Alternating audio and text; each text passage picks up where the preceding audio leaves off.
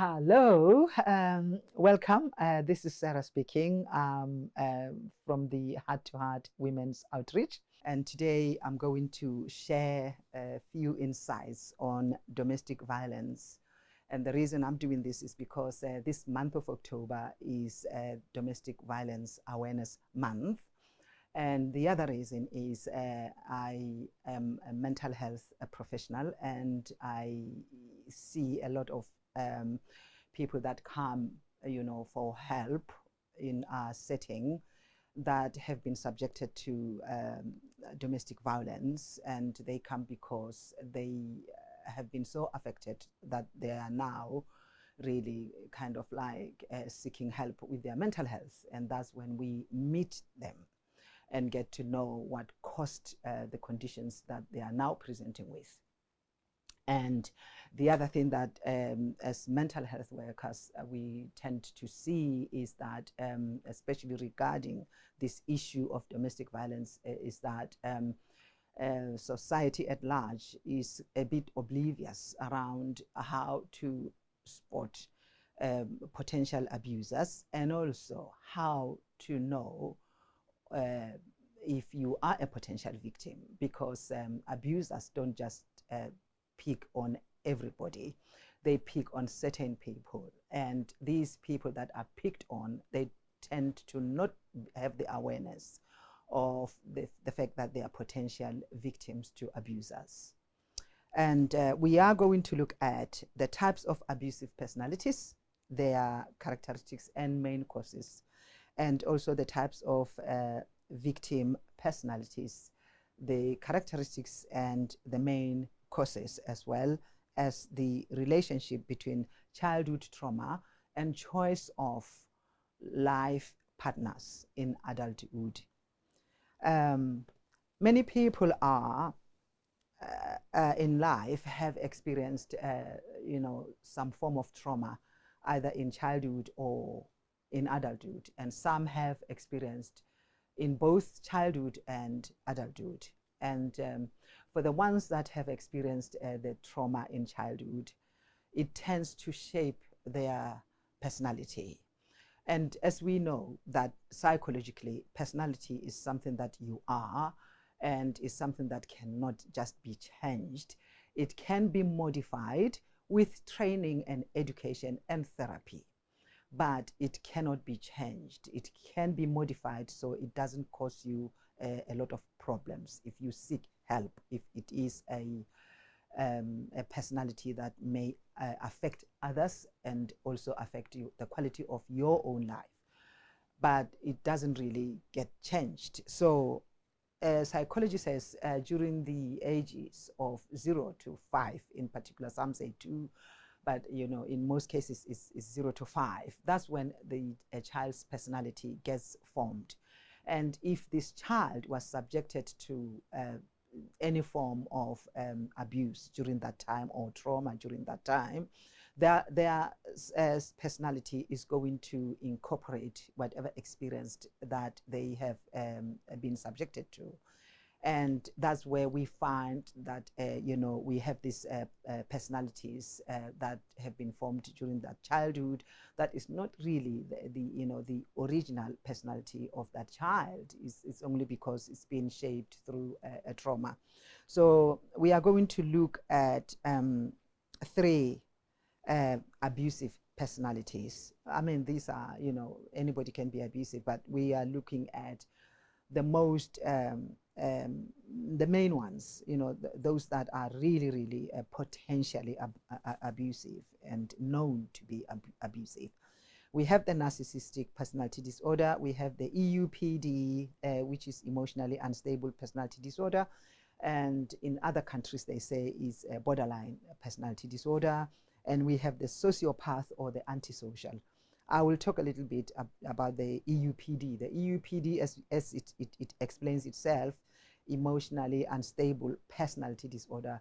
These people, in most cases, these are children that would have been subjected to a prolonged and extreme a period of sexual abuse coming from adults. And in most cases, it's been adults that they trusted, people that should have cared for them, they did the opposite. And can be parents, it can be any caregiver, and a caregiver can be anybody. It can be a relative, or can be a friend. It can be these children that grow up in care and foster cares, and adoptive parents as well. And they tend to be subjected to especially sexual abuse. So with the EUPD, the main thing is the sexual abuse in childhood.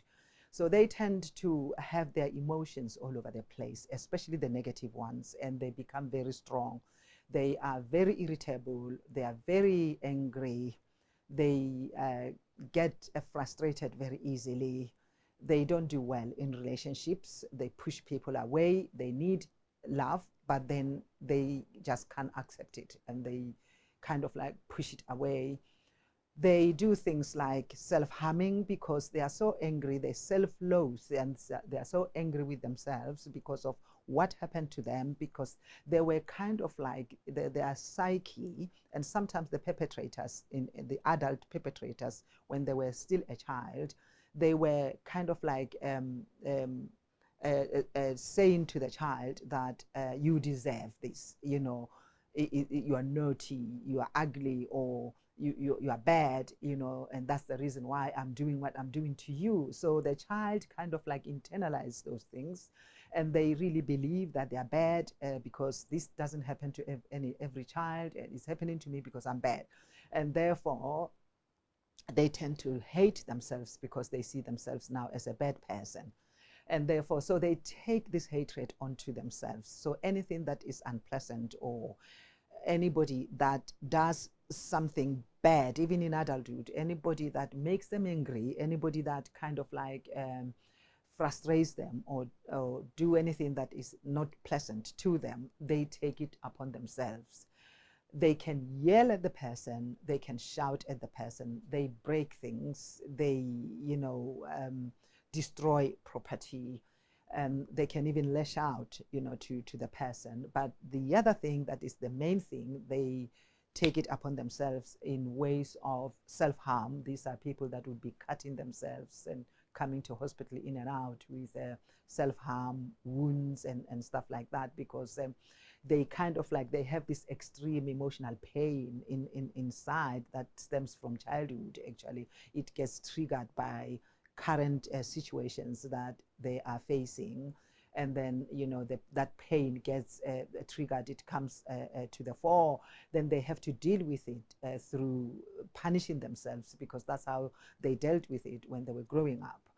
Therefore, they cut, and then they are always suicidal, wanting to end their lives. They don't want to die, but they have this uncontrollable feeling of wanting to die, and they are always attempting suicide, in and out of hospital, having taken overdoses, or having tried to strangulate themselves, or having done whatever it is that they can. They burn themselves with cigarette, they punch walls and hurt their hands, knuckles, they do all sorts. And then this is the EUPD. And then they don't do well in relationships, and they can be abusive, because if it's let's say it's a male with a woman, then the obviously with powers, physical power, obviously abuse can result, and they can subject people to both emotional and physical abuse. And the sociopath and the antisocial, the antisocial especially, they can be spotted in childhood. These are kids that are a bit cruel, they kill animals, and they don't seem to feel anything when they kill animals, and they are very cruel to animals to start with, and then they become bullies at school. These are children that would really traumatize other kids. But then deep down in their within themselves, there are these fearful, this child with low confidence. They don't do well in school, and they know they are a loser, a failure, because of what happened to them in childhood. And then the only thing they can do and feel like they are in control is when they traumatize others. So when they grow up into adulthood, they become now, that killing of animals, it now gets diverted at now, people, and that's when they can become psychopathic and, go on killing sprees. And, and these people, most of the time in adulthood, they are in and out of prison, they destroy property, they are just destructive. So those are the two, and I'll come back to the narcissistic personality disorder, because this is the one that I'm going to be dwelling on later on. The types of abuse are physical, spiritual, sexual, psychological, emotional, verbal, financial, and neglect. And then the emotional and psychological, sexual, and neglect are most common in childhood. And then the physical, the financial, the emotional, psychological abuse are common in adulthood. And then the emotional and the psychological can be difficult to spot by outsiders. Examples are name calling, constant covert insults, insults that are kind of like hidden, but you can feel it, you can hear it, but it's kind of like, it's not really like you are like this is something that is hidden in between the words, and you feel it, you pick it up with your spirit though. And shaming and humiliating the person in public with put downs that are disguised as jokes. These are people that would like to pick a victim in a crowd and say something, directing it at the victim. They may not call the name of the victim, but they would be directing at the victim, saying something that kind of like links with the person, and everybody, some people would pick up that it's about so and so, and then make everybody laugh, and then make that other person feel very bad, really, because everybody's just kind of like laughing at them. And then when the person says, why did you do that? Oh, that was a joke. You can't take jokes. You are very sensitive. You are overthinking. You are overreacting. These are the things that the victims are facing, and then they kind of like get confused, because they are made to doubt what they believed was happening. We call it gaslighting. When something happened and it's authentically happened and it happened, but then the perpetrator comes back and say you are overthinking, you are overreacting, or look at yourself, you need help, and then you end up kind of like self-doubting, and then you question yourself. And then when they say that, because they are not in that environment where that happened, they are now nicer, and then they make you kind of like doubt yourself, and maybe I'm too suspicious, maybe I'm overthinking. And then the abuse continues, because every time it happens, they get back to say, you are overthinking, I think you need to see a doctor. You are the one that now is made to feel like you are the sick one, or you are the one that needs help, when actually the person is the one that really needs help. And these things, actually, because they are emotional and psychological maneuvers or behaviors, is the narcissistic personality that tend to employ them on their victims, because they are a bit covert, they are hidden. And the other thing is they are nasty and hateful. They make nasty and hateful sarcastic remarks about the victim. The only engaging in conversation with the person when they as the perpetrator decides the time is right. So they have full control of what to be discussed at what time.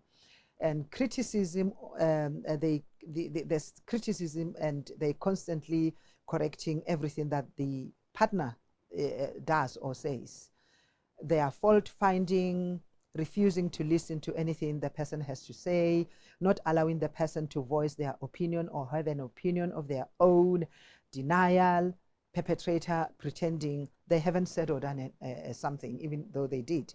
Like when they were saying you are overthinking, things like that. They are denying that they've done what you are saying they have done, and yet they have done, and they are well aware that they have done that. And they employ silences and sulking for days. This could be a marriage partner that you live with, and then they just go on not talking to you in the house. That is emotionally and psychologically very abusive.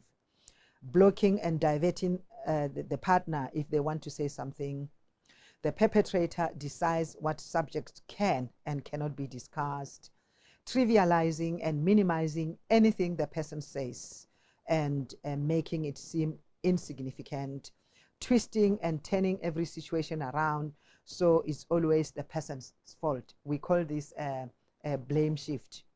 Anything that goes wrong, either in the relationship or anything that they do that goes wrong, is because of you. So they can never take the blame.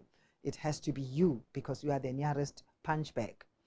And screaming and shouting at the partner in private or public, laughing or making fun of the partner in an inappropriate way, leaving nasty messages on any platform, you know, can be text, voicemails, Facebook, emails, accusing their partner of being unfaithful. And they know that the partner isn't doing anything, but they accuse the partner of being unfaithful, and they are not doing anything, you know, to help the situation at hand. At the same time, the reason they are doing this, we'll come back to this anyway, the reason they are doing this is because they tend, especially the narcissistic personality, they tend to accuse their victim of the things that they are doing. Anything that they are doing, as long as it's bad and it makes them feel guilty, they cannot carry that guilt. They cannot bear the guilt because the guilt takes them back to their childhood. It takes them back to that traumatized, hurting child, and they cannot go anywhere near that excruciating, unbearable pain that they felt at the hands of their perpetrator, whether they were parents or whoever did whatever they did to them. So they can never in adulthood allow themselves to go there. So because they were constantly told they are bad, they were constantly told they are a failure, they were constantly told they were stupid, and anything that they said, they were rubbished, you know. So the child grew up thinking that I am nothing, I don't even exist. They were ignored. If they were to fall and hurt themselves, a 2-year-old falls down and hurt themselves, and the mom just comes and either kicks them or just go past them. And when the child cries, they are slapped for crying. You know, this reality, these are things that happen. And then the child now accustoms themselves for not crying. No matter how much I hurt, I shouldn't cry, because if I cry, I'm going to be slapped. So this is too bad. So when they grow up, they don't want to associate themselves with anything bad, any failure, you know, any shortcoming, any flaw. So they are flawless as far as their psyche is concerned. So anything that they do that is bad, it has to be the other person's fault. And that's how they rid themselves of the guilt. And then the other things that they do is they accuse their partner of cheating. I think I touched on this one as well, when they are the ones that actually are cheating. So it happens a lot in narcissistic relationships, where the narcissist will always cheat because I will talk about that later. When their personality, their false personality that developed in childhood to rid themselves of these painful childhood memories that they are carrying deep down in them. It doesn't go anywhere, it's always there. But they manage it by allowing their psyche to create this powerful, charismatic, very lovey-dovey person. Everybody loves them. They make everybody laugh in public. You know, this is a very different personality to their true personality, and they make sure that everybody sees this nice personality. So they have to uphold it and bring it in the fore when they need it, especially when they are out there. So then they tend to have multiple partners. The reason they have multiple partners is that these partners have to help uphold this false persona by praising them all the time, admiring them all the time, telling them how wonderful they are. Everything that they say, they need that feedback to say, oh my God, I've never heard anybody explain this like you do. Oh my God, whatever show you were holding, I've never seen that. So they want these people who would love them. And then, so they kind of like, the way they do it though is not a normal way, it's not a healthy way, because they tend to lure the opposite sex especially into their lives and making this opposite sex believe that they are in love with them. And then this opposite sex will now usher them with this admiration, with this adoration, with this praise, because, after all, this is my man or this is my woman. So they will keep on doing that. And they know that the many I have, the more of a chance of upholding this false persona that I have that needs that from the outside, because in the inside they have that traumatized child. They can't manufacture these self-assurance things from within themselves. Within themselves, there's nothing. Is that non-existent child? Is that child that never does anything wrong,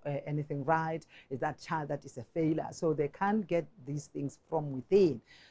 So they get these things from without. So they need people, more than one person, that would really give them those things. So that's why they end up cheating.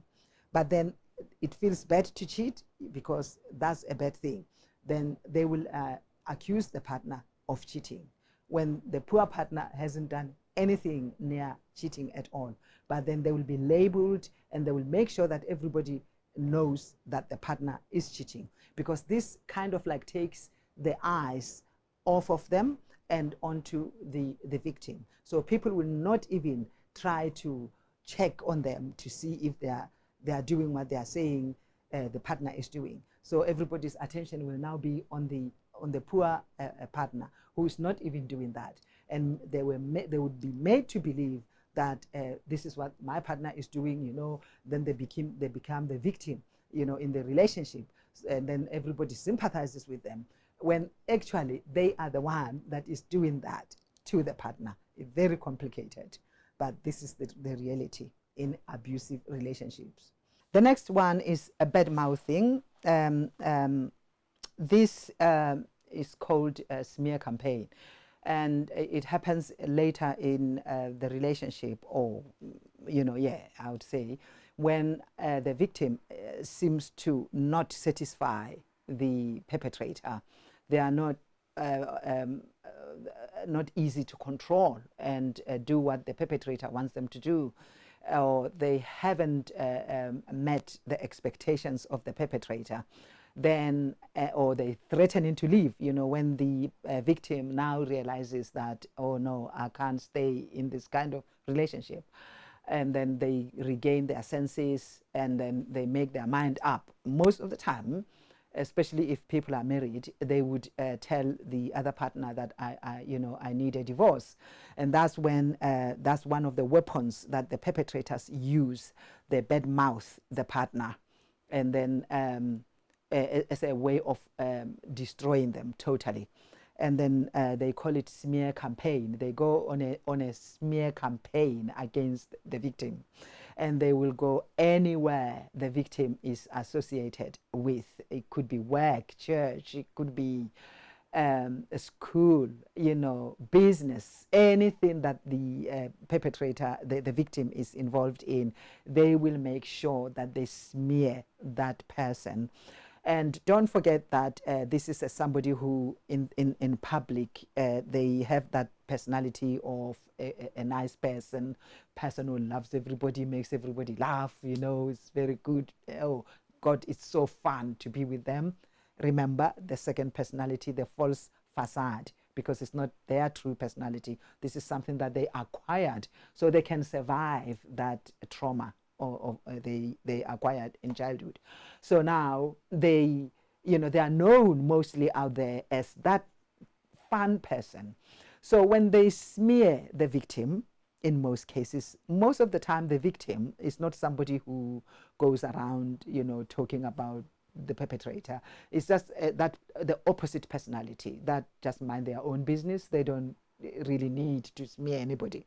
So then this one takes advantage of the fact that they are not talking, so I'm going to be the one talking, and people will believe because the other person is not talking. So then they tend to believe what the perpetrator says, and then this can really mess the person up. They can lose their job, they can lose their business, they fall out with friends because the perpetrator infiltrates their friendships and convince their friends how bad that person is. You need to leave them. They can infiltrate their family members. Your sister or your brother is not the person you think you know. They are doing this to me, and then unfortunately people get fooled and they just believe what this person says, irrespective of the fact that they grew up with this person. They know the person better than the perpetrator, but they just believe the perpetrator. And then before long, the poor victim has been deserted by everybody and they are now cornered. They are alone. They have no help at all. A lot of people that we see, we find that they have even been kind of like manipulated by the perpetrator into leaving their job before they changed. When they were still loving them, kind of, they convinced them to leave their job. And then when they show their true self to them, then the victim hasn't got a job and they can't even find a job because they are now so mentally disturbed through the abuse that they can't even function. And then this is when now the perpetrator has full control over that person. They are controlling the finances. This person doesn't have a penny to their name. They don't even have a bank account. The perpetrator would have taken the bank account and, joint account in the beginning, or you have to have a joint account. And then later on, when they've made that person, the victim, leave their job, they then covertly change the bank into their own names. And then the victim tends to know later that my name is not on the bank any longer, bank account any longer, and then they are just so helpless. So it's really, really appalling when you see them. It's so appalling. It's very painful, and that's why people need to know so they can avoid this type of people before it's too late. And the other thing is isolating them from everyone. I touched on this one, controlling their movements, stalking them. This could be by stalking. And also, it's not only by stalking, happens in many ways, not only on the social media, on the phones or computer or whatever. It can happen by the perpetrator recruiting people that believe in them as this nice person, that are fooled by them. And then they recruit these people, and then they send them out there to do the job for them, and then stalk this person and report back to them. It happens a lot, and you find these people everywhere. It can be in workplaces, everywhere you go, shops, whatever they know, wherever they know you tend to go, they will have someone there that would be keeping an eye on you and reporting back to them. And of the three abusive personalities, the narcissistic is more of a hidden one. I said that before. They tend to employ psychological and emotional methods, and it can escalate to physical if the person is an overt. The narcissistic personality, maybe next time I will do the types, and because there are actually 3, if not 4 types of this personality. So there's the covert one is the one that tends to be physical in the later stages of the abuse, especially when the victim is now saying, I'm leaving in marriage or whatever. Maybe people are cohabiting and they've been benefiting, from the psychological upholding of their false persona from the victim, because when they abuse the victim, they feel great, they feel powerful, they feel they are in control. So it upholds that false persona that tells them that they are great. So then if the victim says, I'm going, then where are they going to get that energy to feel that big? They are going to sink back into their childhood, a traumatized child, which they don't want to go anywhere near. So it can be hard to spot a narcissist, especially at first instance, because they seem powerful, intriguing, and captivating. No one can ever even, they are not written, you know. As I said, is this person is the life and soul of the party. So no one can ever even, you know, unless you really know them, you can't even think that they can be the other person that they are in private. We talked about the fact that the narcissist has two personalities, as we know. The true personality of that person who was damaged in childhood, and they carry these negative feelings about themselves. They self-loathe, they don't feel good about themselves, they feel a failure, because that's what was instilled in them mainly by their caregivers or parents. So now they have developed, the psyche has developed this powerful person. It's like the opposite of what they actually are. So now they have to keep on upholding this powerful false facade and persona. So they achieve this by manipulating and controlling people around them, especially the loved ones and those closest to them. And then, as I said, they need to be praising them, validating them, you know, affirming them, and, you know, noticing them and giving them, you know, countless attention. And that's how they uphold this. Then it makes them feel good about themselves, and then they can't collapse to that traumatized child. It helps their ego.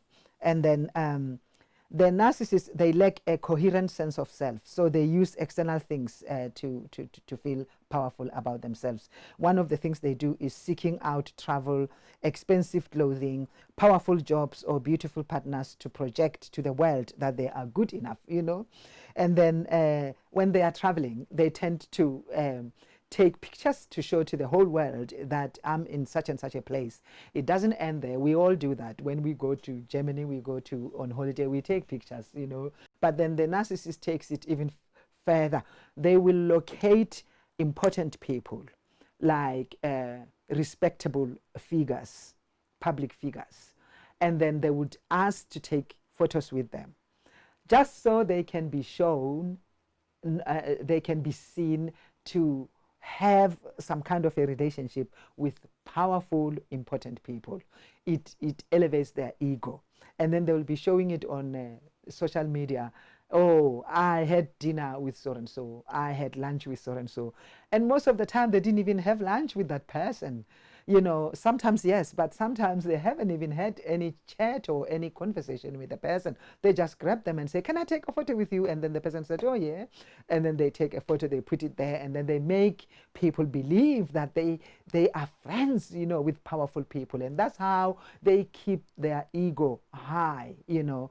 Normal people, even if you see the president of Israel, when you are in Israel, you don't rush to them and grab them and say, can I take a photo? But they will take that huge step, you know, to get that person so they can take a photo and show everybody that, you know, I'm an important person, look, you know, who is in my photo. You know, that's how they keep the facade. And then they use good life experiences. They never go anywhere near their childhood. They never go tell anybody about their brokenness. They never admit there's anything wrong or anything happened to them. If the parents were abusive, if the parents were perpetrators, and they grew up in a family that is really, really abusive and narcissistic, they will never, never, never tell anybody that I come from a family that really abused me or traumatized me. They can never, never, never. They want to uphold the standard. My family is the best one, even though they know that they got damaged by them, but they will protect them until they die. And this is the reason why it's very hard for the narcissist to seek help, because they are projecting. They are never wrong. They don't have flaws, so they don't think they need help.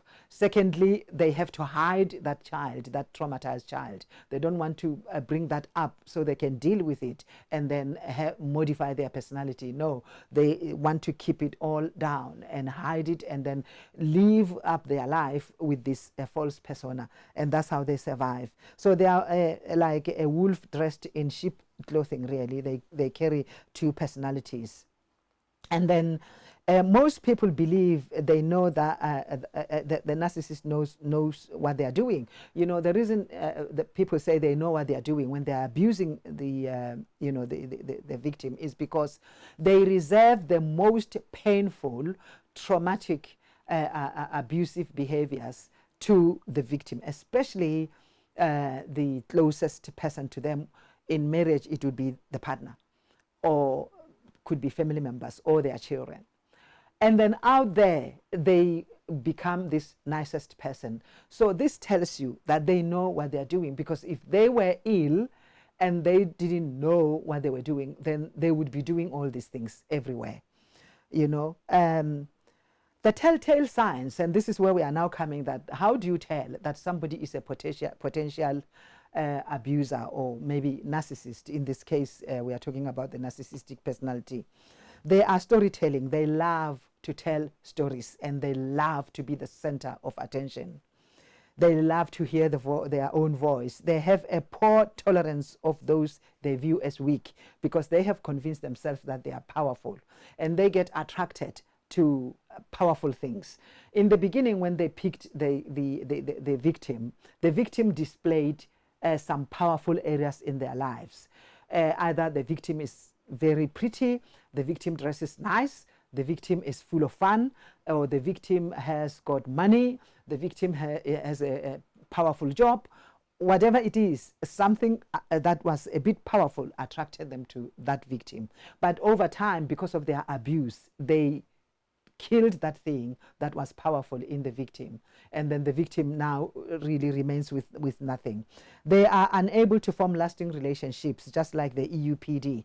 They hop from relationship to relationship because they are abusive, so people leave them. They always leave them, whether it's friends or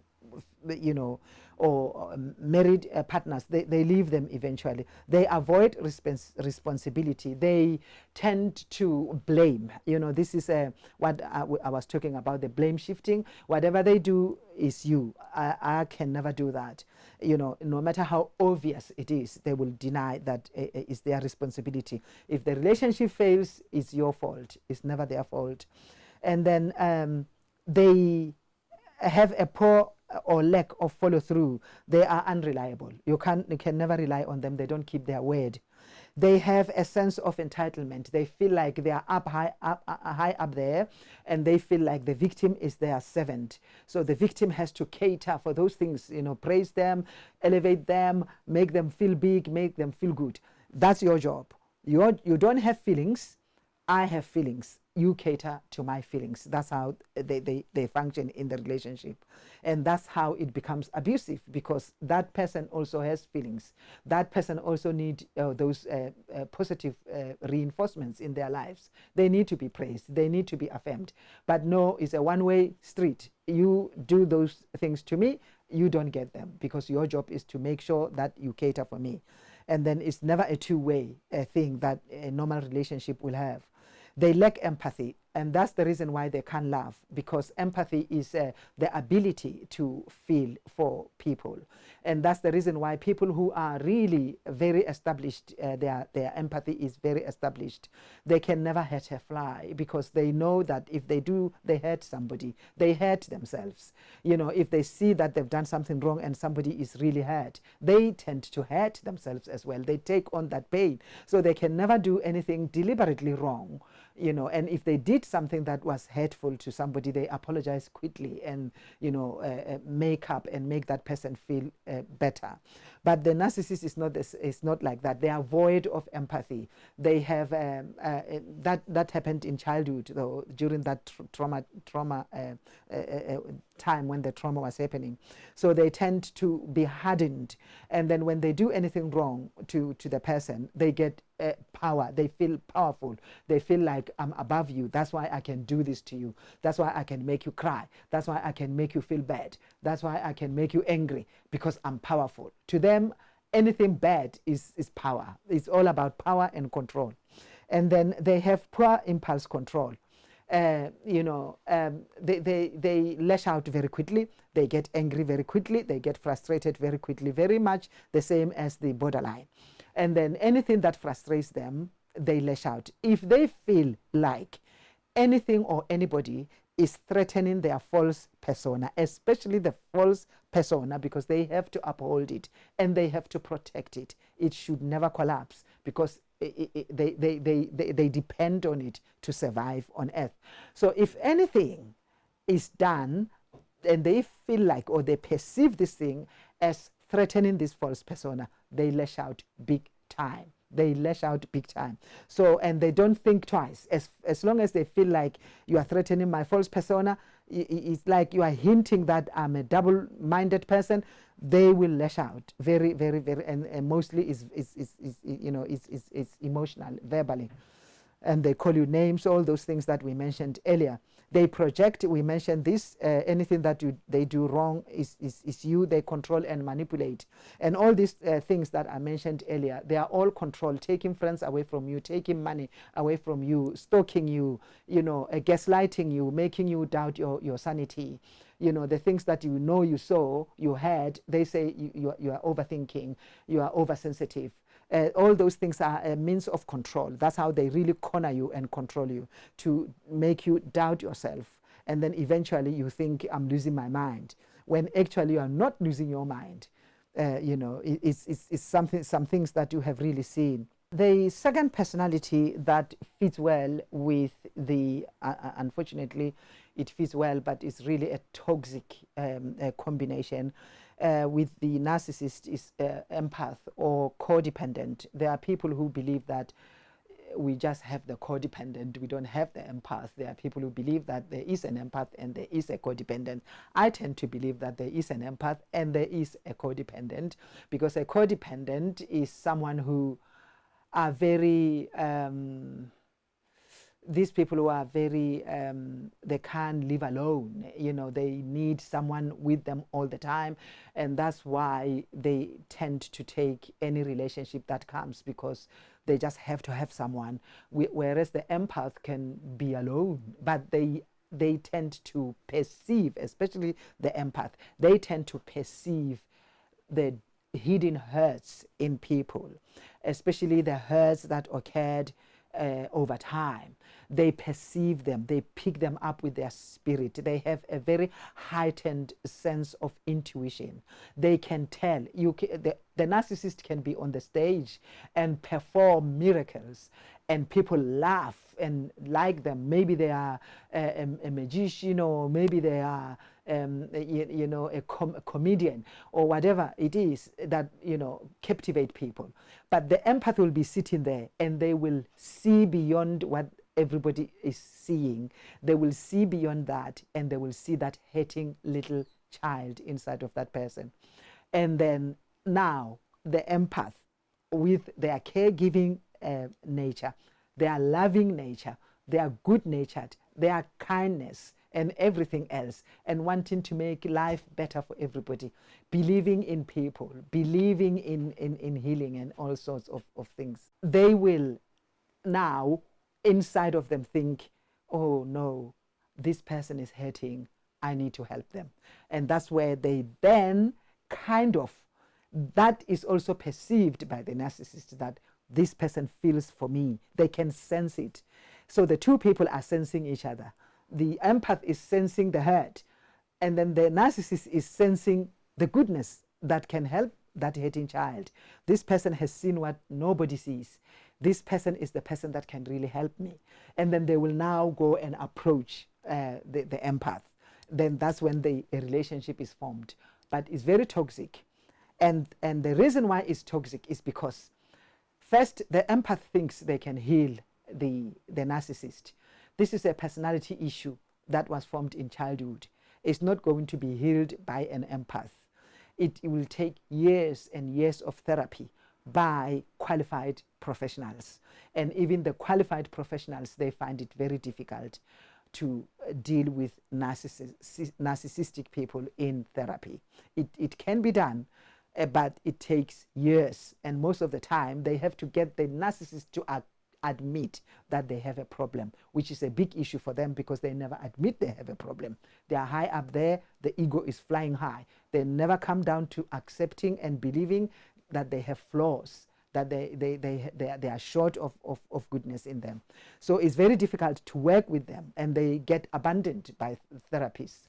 In closing, I would say there's a very high need for society at large to have knowledge, training, and awareness of abusive personalities as well as the victim personalities, so that people can be alert and be aware when they see the red flags, the telltale signs.